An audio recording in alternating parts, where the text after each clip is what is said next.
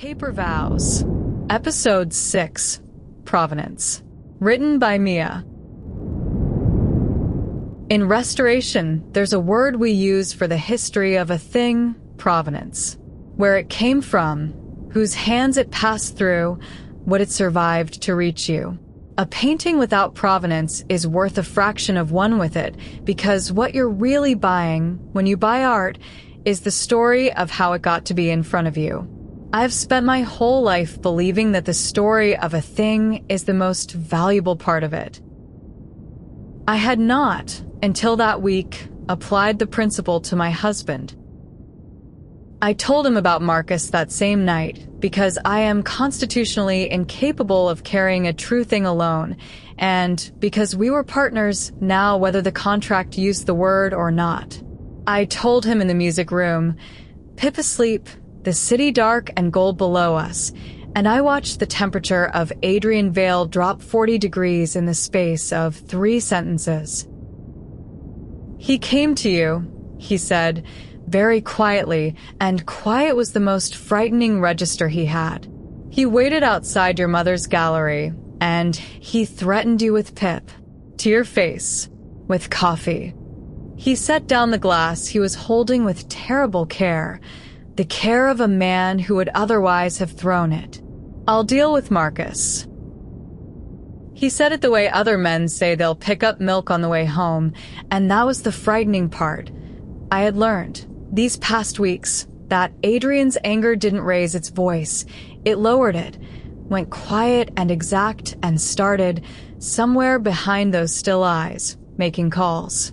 For the first time I saw plainly the man the city was actually afraid of, the one Marcus meant by he acquires things, and I saw, too, how much of that man Adrian had been folding quietly away behind disguised courgettes and dog-shaped plasters, for Pip's sake and maybe, a little, for mine. It frightened me less than it should have. What frightened me was how badly I wanted to stand between that cold, capable fury and the whole rest of the world, which is not a thing a temporary wife is supposed to want, and not a one I had any contractual right to. You'll do nothing of the kind, because that's exactly what he wants. You, angry, overreaching, proving to the trust you can't be trusted. I stood and faced him. Adrian, listen to me. He's not wrong about the date on the statement. That's the problem. We can't make the 14th disappear. So we don't fight the fact. We make it irrelevant. I took a breath, because what I was about to say was true in a way that frightened me. He says the marriage is staged, so we make it real. Unimpeachably, boringly, on the record real, so that any court that looks finds a marriage that's exactly what it appears to be, because it is what it appears to be, and the only person who still thinks it's pretend is Marcus, holding a bank statement and looking paranoid. The silence stretched. He understood me. I watched him understand me, and I watched the wall go up behind his eyes, the specific wall I'd come to dread, and he said, Esme, what you're describing isn't a strategy. It's the one thing the contract forbids. I know what it is. You don't, and there it was again, that rawness under the control. You don't know what it is because you don't know why the clause is there. And I can't. Esme, if we do this, if we let it be real to save her, and then you find out what I haven't told you, you will never forgive me, and you'll be right not to, and I'll have cost you the one thing in this house that's actually yours. He turned away. I'd rather lose to Marcus than do that to you. Then tell me. My voice cracked. Whatever it is. Stop standing in dark rooms telling me there's a reason and refusing to say it. I'm not a child you're protecting, Adrian. I'm the woman you've trapped in a marriage with you, and I deserve the provenance. Tell me what you are. Tell me why a man who feels nothing built me a studio and learned the piano and looks at me like I stopped. Tell me how you knew the painting over my gallery door was my mother's favorite when I never told you it was hers. He went very still. I hadn't planned to say it. It had been sitting in me since the first night, the splinter I'd never pulled out. Your mother had wonderful taste, said by a stranger about a woman he'd had no way of knowing existed. I watched it land. I watched Adrian Vale, who was never caught off guard, get caught off guard, and I understood with a lurch that whatever the answer was, it was large and old, and the actual foundation the whole house was standing on. Not tonight, he said at last, roughly. I'll tell you. I swear I'll tell you. All of it, before the year's out. But not tonight, with Marcus at the door and Pip down the hall, and everything balanced on a knife. If I tell you now, you'll leave, and if you leave now, he wins, and she loses you. So I'm asking you to wait. Trust me a little longer. I know I have no right to ask it. He looked at me, and there was something close to pleading in it. Please. And because I am my mother's daughter, and my mother gave everyone the benefit of the doubt, and it bankrupted her, and she never once regretted it, I waited. I shouldn't have, but I did. We made it real, in all the ways that leave a record. It is a strange thing to perform a marriage so thoroughly that you forget you're performing, and stranger still to do it on purpose, as a defense. We were seen. We had the trust's lawyers to a stiff, careful dinner, and Pip charmed them senseless, and I told the singing story, and Adrian put his hand over mine on the table, and did not take it away for an hour. We registered me, formally, as Pip's stepmother on the school forms. We did the small, relentless paperwork of belonging to each other, and every signature was a brick in a wall against Marcus, and every brick was also, quietly, a brick in something neither of us would name. There was a night that undid me. The trust's lawyers had gone, the performance over, and I'd kicked off the heels and was standing barefoot in the enormous kitchen eating cold leftover tart straight from the dish like a raccoon, when Adrian came in still in his shirt sleeves, tie gone, and stood in the doorway watching me with an expression I'd never caught on him before. Not the reading look, not the wall. Just ease. A man home.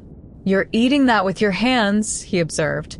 I contain multitudes, I said, with my mouth full, and held out the fork, the only fork, and he looked at the single fork and at me, and something moved across his face, and then the most controlled man in the city took the fork I'd been using and ate a bite of tart off it, standing in his own kitchen at midnight, watching his fake wife, and neither of us said a word, because sharing a fork is a smaller thing than a kiss, and a very much bigger one, and we both knew it. Later, at the sink, he washed and I dried, and our shoulders kept not quite touching, and we argued about whether a painting I loved was sentimental, and it was the most married I had felt since the register office, and not 1 second of it was for Marcus or the court or anyone watching, because no one was watching, and that was the whole terrifying point. And in between the strategy, the thing we were defending kept happening anyway, by accident, the way it always did. He started leaving his study door open when he worked, so I'd wander in.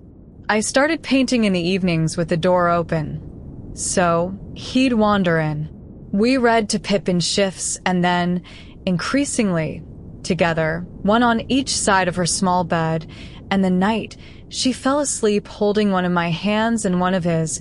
I looked up and found Adrian already looking at me over her sleeping head with an expression that had given up entirely on being cold, and neither of us said the word, but the word was in the room. The word had moved in and unpacked, and we were just declining to feed it out loud. "This is going to end badly," he said softly, over the sleeping child. "You know that."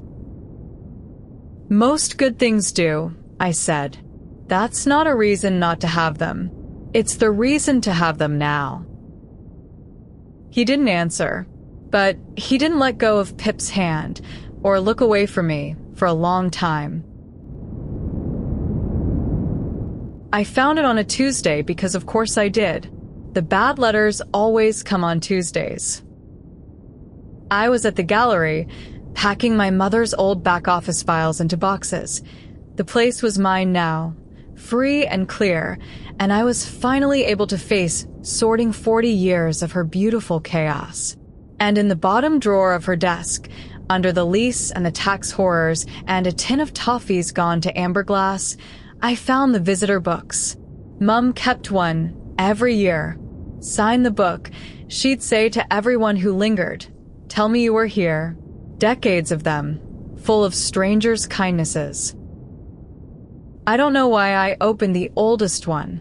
Grief, I think. The need to see her handwriting on the welcome page. The Heart Gallery, all are welcome, all may stay. And there, on a page dated 26 years ago, in the careful round letters of a child pressing too hard with the pencil, was a signature. Adrian Vale, age 9. I came 11 times. And beside it, in my mother's unmistakable hand, a note she'd written next to a frightened, lonely boy's, named the way she wrote next to the things she loved. Adrian again. Comes alone after school, stays till closing. Doesn't speak much. Knows more about the Dutch room than men 3 times his age. Someone is not feeding this child anything that matters. I gave him the good biscuits and let him stay. He counted them. He thought I didn't see. I sat down on the floor of my mother's gallery, in the gold afternoon light, with the visitor book open in my lap, and the whole house I'd been living in rearranged itself around me, brick by brick, into a different shape entirely. I turned the pages with hands that weren't quite steady and found him again, and again. Adrian, age 10, I came 8 times this term. My mother's notes threaded through the years like a pulse. Brought him a sandwich. He said he'd eaten lying. Showed him how to read brushwork. He had it in an afternoon, the clever, lonely thing. His father sent a car today. The driver called him Master Vale, and the boy went gray and small. So that is the shape of it.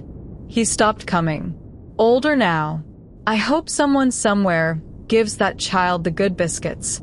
He will never ask. And then nothing, pages and pages of other strangers, and never him again.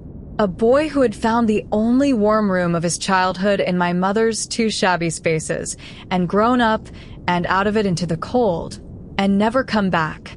Until 26 years later, he read in some report that the warm room was about to be sold out from under a woman who carried his benefactor's surname and a 400-pound bank balance, and her mother's exact ruinous habit of loving things that could never pay her back. And underneath the tenderness, cold and insistent, the other question lifted its head, the one I'd had no reason to ask until I knew Adrian Vale had a history with my family older than I was. The mortgage that had nearly drowned us. The bad years. Vale Capital had bought up half this district in the last decade. I had never once connected it. Why would I? The name had meant nothing to me before a man in an expensive coat said it like a password. But if his father's company had been the very tide that rose against my mother's gallery while a grown Adrian climbed that same company's ranks, if the warm room of his childhood had been threatened by the empire that made him rich, then this rescue was not only a debt of biscuits. It might be a debt of guilt. And guilt is a different provenance than love, and a marriage built on it would rot in a way a marriage built on the other thing never could. He hadn't found me by accident. He hadn't done due diligence on a stranger. Adrian Vale had been a lonely boy who counted biscuits in my mother's gallery 26 years ago, and my mother had been kind to him, the way she was kind to everyone, the warmest person who ever lived. And somewhere in the becoming of the cold, rich man he was now, he had never forgotten her. He had come to save the gallery because it was hers. He had built me a studio with her exact light.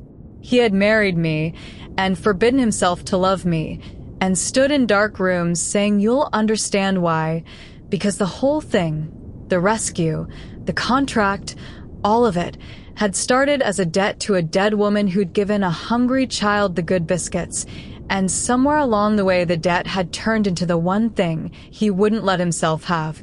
Because how do you tell the daughter you came for her under a name she didn't recognize? Carrying a kindness she never knew her mother gave? "You'll never forgive me," he'd said, "and you'll be right not to." I closed the book. My hands were not quite steady. I didn't know yet whether what I felt was betrayal or the opposite of betrayal, whether he'd manipulated me or whether he'd simply, clumsily, in the only grammar he had, been trying to repay the only warmth he'd ever been shown by keeping its last light burning. I didn't know if there was more, worse, underneath.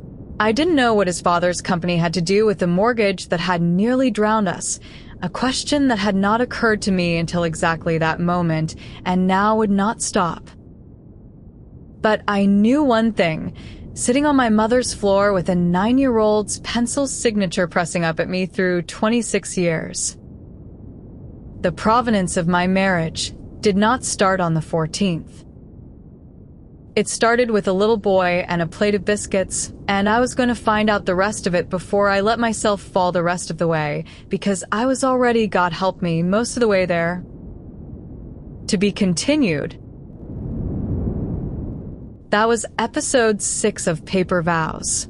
If Esme and Adrian have your heart, the next episode is already waiting. Subscribe so you don't miss it.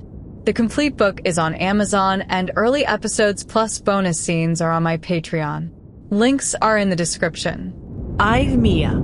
Thank you for listening.